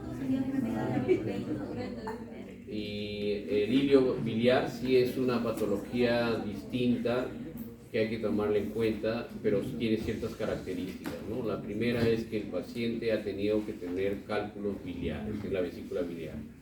La segunda es que ha tenido que desarrollar una fístula para que este cálculo de gran tamaño pase al intestino. Cuando pasa al intestino y se queda en el duodeno, pues eso es el síndrome de Bovarek, ¿no? Bovarek, ahora les escribo. Y si sigue pasando hacia el intestino distal, generalmente se va a obstruir en la zona más o menos 30 centímetros a 50 centímetros del hilio terminal. Se obstruye ahí el cálculo y causa una obstrucción intestinal. Entonces se caracteriza por lo siguiente: la presencia de signos de obstrucción intestinal, la presencia de un cálculo en el lumen intestinal, ¿sí? ¿Ven este cálculo? Y la presencia, aquí no se ve muy bien, pero sí, de aire en la vía biliar, porque hay una fístula, ¿sí? Entonces, si ustedes ven aire en la vía biliar, obstrucción intestinal y la presencia de ese cálculo ahí, obviamente hay que pensar en iliobiliar. ¿En quiénes se da? En pacientes ancianos, porque ese cálculo demora pues años en crecer, ¿no? Y de esa magnitud.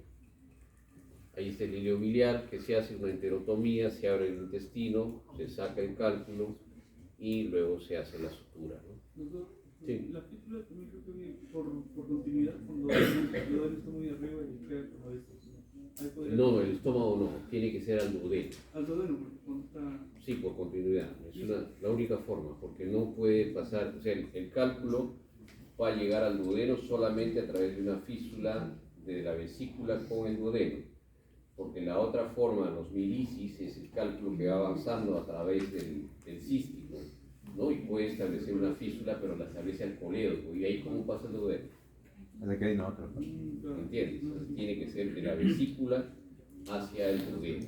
No puede ser de la vesícula al colon. No, ¿Por qué? Porque le elimina. Tal No, no está lejos, sino que si pasa el colon, ya Se no va. va a pasar por el intestino. Ya se va para afuera. afuera, para otro lado. Y el bólulo de sigmoides, como les decía, es bastante frecuente todavía en nuestro país, ¿no? Sobre todo cuando vienen de los países interandinos. ¿Quiénes son de Brasil? ¿Tú nomás? Sí. ¿Te has dejado sola esta vez? ¿De Ecuador? ¿Hay alguien? ¿También una? Hay otra por ahí. ¿De Colombia? ¿No hay? ¿De Argentina? ¿De Perú? Arequipeño siempre nos acá. No, la República Independiente de Arequipa no he preguntado. Ya, Tranquilo, por entonces, favor. el cuadro es un cuadro de obstrucción, las imágenes son típicas, ¿no? Y aquí esto ha cambiado, ¿no? Es decir, el tratamiento, descompresión con colonoscopía, con sigmoidoscopía, ¿no? Ya no se hace cuando el paciente tiene mucho riesgo de perforación, ¿no? Incluso antes hacíamos el tratamiento médico, entre comillas, era coger una sonda rectal, la amarrabas con otra segunda sonda rectal y las metías, ¿no? Calculando hasta que el paciente empezaba a mover las orejas así, ¿no? Y se solucionaba el asunto, ¿no? Pero ya no hacemos eso, por si acaso, ¿no? Ahora el tratamiento es endoscopio. Claro, es un empalamiento pues, terapéutico, por si acaso. Ahora se hace con colonoscopio, pero igual, si es que el paciente tiene mucho tiempo, el riesgo está de que se haya debilitado la pared y lo perfora, ¿no? Entonces, no. Y lo otro que se hacía era desvolvular solamente. Lo operabas, la parotomía, desvolvulabas, si el paciente está en mal estado, pues ahí nomás lo dejabas, ¿no? Hasta que puedas hacer una cirugía electiva. Ahora, la conducta más frecuente es la resección y anastomosis. Sí, ¿Por qué es que se debilita la pared? Porque está mucho tiempo. por la isquemia. Por O ejemplo. sea, cuando se gira sobre el mesocolo, Sobre su sobre los eje. vasos, entonces sobre su eje y ahí está la circulación. Antes, Entonces, hay actualmente riesgo de es perforación. corte y unión. Ahora es corte y unión, ¿no? Obviamente siempre tiene sus detractores y algunos pues dicen vólulos, vamos a poner un vólulo. ¿Qué le han hecho? Colostomía, todo colostomía, y salen con su cajita de colostomía, ¿no? Pero no es lo mejor, porque Escala de vida. están difiriendo pues el tratamiento definitivo y puede llevar a complicaciones también, ¿no? O sea, no es, el tratamiento ideal es lograr hacer una resección y anastomosis, pero obviamente antes de ello tienen que evaluar tres cosas: el estado del paciente, el estado del asa y el estado de la cavidad. Si es un paciente que no tiene afección sistémica, que el estado del asa se ve como aquí, vital, ¿no? Aquí creo. Ah, no, ¿Del asa intestinal o del asa? ahí está, miren, el asa intestinal. A veces así, ¿no es cierto? El anesales. paciente está tranquilo, está estable, no está chocado, el asa intestinal está así, y no hay peritonitis, evidentemente no hay peritonitis. ¿Qué van a hacer ahí? Resección de las fosas.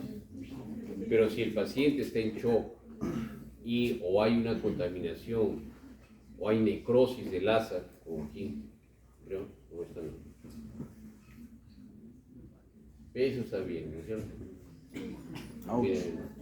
No la tengo en la imagen, pero cuando hay necrosis del asa y hay peritonitis, definitivamente no es lo mejor. ¿Ya? Y las imágenes radiológicas son estas, ¿no? Las imágenes que le llaman, la primera es el grano de café, después la flor de loto, el haz de gis, es un montón lo que van a ver es una imagen inmensa de secuestro de volumen, ¿no? Más de 7 a 10 centímetros el asa, y con el antecedente pues de una construcción con esa alimentación y procedencia, ¿no? ¿Listo? Sí. Otros síndromes quirúrgicos, y ahí vamos acabando ya. El síndrome oclusivo vascular, también vamos a tener una clase de isquemia intestinal. El dolor es agudo, gran intensidad, paciente está hipotenso, taquicárdico, con gran compromiso del estado general. Pero lo curioso de esos pacientes que hacen isquemia intestinal es que al examinarlos no encuentras gran manifestación, o sea, el abdomen no está en tabla ni nada de ello, ¿no? O sea, es un abdomen relativamente blando, doloroso sí, pero aparentemente no será de otro problema no abdominal, y generalmente son problemas isquémicos, ¿no? Un dolor intensísimo, pero al examen no encuentras mayor psicología. No encuentras, es el que menos manifestaciones da, ¿no? Pero adentro encuentras una catástrofe. Pero es una isquemia masiva, y esta es una isquemia no oclusiva, que son de las peores, ¿no? Las oclusivas, en cambio, te determinan un segmento, ¿no? Es el angiotem, ahí se ve, en esta zona de aquí, se ve que hay oclusión de la arteria ahí, ¿no? La arteria mesentérica, ¿superior o inferior? Superior. Superior. Esa es la isquemia oclusiva. Sí, segmentaria o oclusiva, ¿de acuerdo? La otra es, la de aquí, es no oclusiva, o también se le llama isquemia pálida o isquemia blanca. Y a esta se le llamará isquemia negra. En la isquemia pálida, ¿ustedes reseccionan toda la parte necrosada o en caso de que no sea tan grave posibilidad de restablecer algo así? Bueno, eso vamos a tener una clase específica de eso, pero te voy adelantando. Antes lo que hacíamos cuando teníamos un paciente que tenía una isquemia masiva, sea oclusiva o no oclusiva, pero era masiva, porque puede ser masiva también cuando se obstruye al nacimiento de la arteria mesentérica, todo el intestino y colon derecho, eso te involucra. Entonces, ¿qué hacíamos antes? Pues el open and close, ¿no? O sea, abríamos, open, cerrábamos, ¿verdad? Y hablábamos con los familiares, ¿no? Preparábamos el café, ¿no? Para ver cuándo pasaba lo inevitable. ¿De verdad? Sí, claro, esa era la conducta habitual, ¿de acuerdo? Pero ahora que ya tenemos unidades, bueno, no tenemos una unidad, ¿no? Hay una unidad solamente, la conducta es diferente. Así como los infartos cardíacos son más frecuentes ahora en pacientes más jóvenes, igualmente hay infartos mesentéricos en pacientes más jóvenes. Entonces no tienen tantas comorbilidades. ¿Cuándo seguimos la conducta del open and close? Cuando el paciente tiene más de 2 comorbilidades descompensadas, tiene más de 75 años y el grado de resección es más del 75% del intestino. En ese paciente no vas a tener pronóstico. Pero si tienes un paciente, ¿cómo sospechamos de una isquemia masiva? Hiperamilasemia, hemoconcentración y acidosis metabólica sostenida con lactato elevado. Ya le estoy dando bastante información, ¿no? Pero eso ya lo vamos a ver después. Entonces, si no tiene nada de eso, lo que tenemos que hacer es una resección intestinal. La resección intestinal, y en caso de isquemia, antes se recomendaba hacer una anastomosis primaria retardada. ¿Qué quiere decir? Sacas el intestino, ligas acá, le pones bolsa de Bogotá y a las 72 horas vuelves a entrar y haces la unión. Anastomosis primaria retardada. ¿Bolsa de Bogotá? Sí, no es necesario proyección negativa en ese caso. Pero ¿qué sucede? Nuestra casuística no es la mejor. Los resultados que se han dado con esta anastomosis primaria retardada en isquemia no es la mejor. ¿Por qué? Porque tenemos solamente 72 horas para hacer un angiotem, un ecocardio y un perfil trombótico. Son las causas más principales de isquemia. Entonces, y a pesar de ello, muchas veces no se detecta el problema. Puede ser una vasculitis, por ejemplo, y el paciente va mal de la anastomosis y ya no tiene intestino y realmente es una catástrofe, ¿no? Entonces, se está haciendo una anastomosis primaria en algunos casos, o si no una ostomía. Las ostomías que antes se hacía, y en ostomías de menos de 1 metro, el paciente se iba a morir. Ahora no tiene por qué morirse. ¿Por qué? Porque tenemos NPT, tenemos unidades que pueden rehabilitar ese intestino, y en el lapso del tiempo prudencial, que puede ser 6 meses si es que estaba con abdomen abierto, o de 3 a 6 semanas si estaba con el abdomen cerrado, se le hace la anastomosis, se hace restitución de tránsito y se recuperan los pacientes, ¿no? Ya tenemos 168 pacientes recuperados así que no es una cosa pues, que sea imposible, ¿no? Pero eso sí ha ido cambiando. Entonces, por eso les digo que esto es siempre dinámico, ¿ya? Infarto mesenesplénico, que también es un problema vascular que se puede dar en pacientes, generalmente cuando tienen enfermedades, por ejemplo cáncer, como un síndrome paraneoplásico, hacen trombosis y puede ocluirse la circulación del vaso y se hace un infarto esplénico. Dime. Doctor, cuando los no oclusivos, ¿cuál sería la causa principal de cómo andan en un trance de intestino? Una vasculitis. La causa principal es el shock. ¿Qué sucede? Es un paciente que está politraumatizado, es un paciente que está críticamente enfermo por sepsis, ¿no? O es un paciente que está en shock persistente. El estado de shock, ¿cómo se define shock? Presión arterial sistólica. Hipoperfusión tisular. Entonces, si el paciente está con hipoperfusión sostenida y el intestino es el que más se defiende a esta hipoperfusión, pero llega a comprometerse, entonces imagínate qué tan mal está el paciente. Muy mal. Entonces, la isquemia oclusiva, no oclusiva, es la más grave. ¿Por qué? Porque la circulación esplácnica, o sea, toda la circulación del intestino, así como la circulación sistémica, está toda venida abajo. En cambio, la isquemia oclusiva, sea por un émbolo o un trombo, es segmentaria. Coge un pedazo de intestino. Entonces, el pronóstico obviamente es mucho peor si es una isquemia no oclusiva, gran quemado, politraumatizado, etc. En el caso de infarto esplénico es raro, ¿no? Generalmente se presenta en los síndromes neoplásicos, pero en nuestro país siempre tenemos alguna característica, así como la isquemia intestinal, también se presenta isquemia esplénica por hipoxia hipovárica de altura. Más o menos el 30% de nuestra población vive en países interandinos, cosas rarísimas, porque en Estados Unidos no pasa eso, porque no tienen montañas o porque pues tienen más terreno para vivir en. Pero nosotros, por el incanato y por todo ello, el imperio se dio por ahí, no se dio en la costa y nos hemos acostumbrado a vivir en altura. Pero algunos pues bajamos a la costa y pues nos vamos de paseo a Cusco a conocer, ¿no? Qué bonito, promoción, ¿no? Todos se van a su viaje de promoción.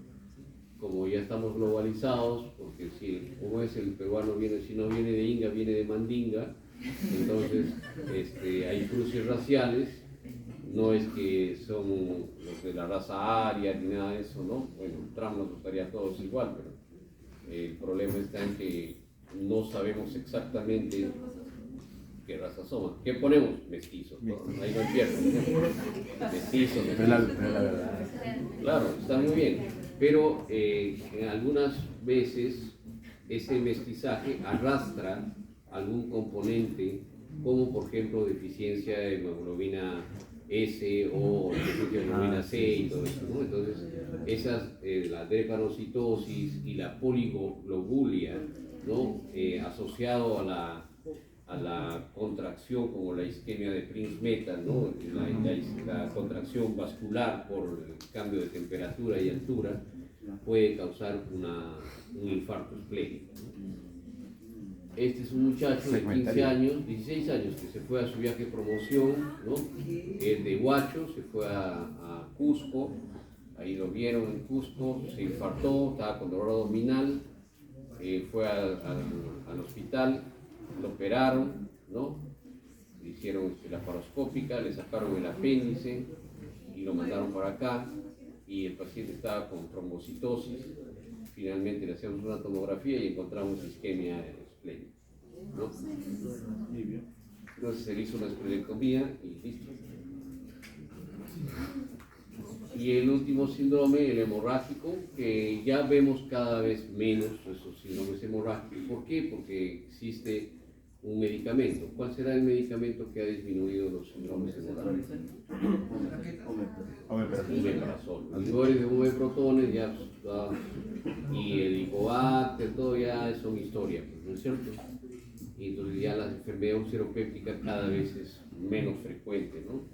Pero puede haber complicaciones, sí. Vamos a ver unos casos de hemorragia y cómo se comporta con taquicardia, hipotensión, palidez, todos los signos neurovegetativos y los signos que llevan a pérdida de sangre, ¿no es cierto?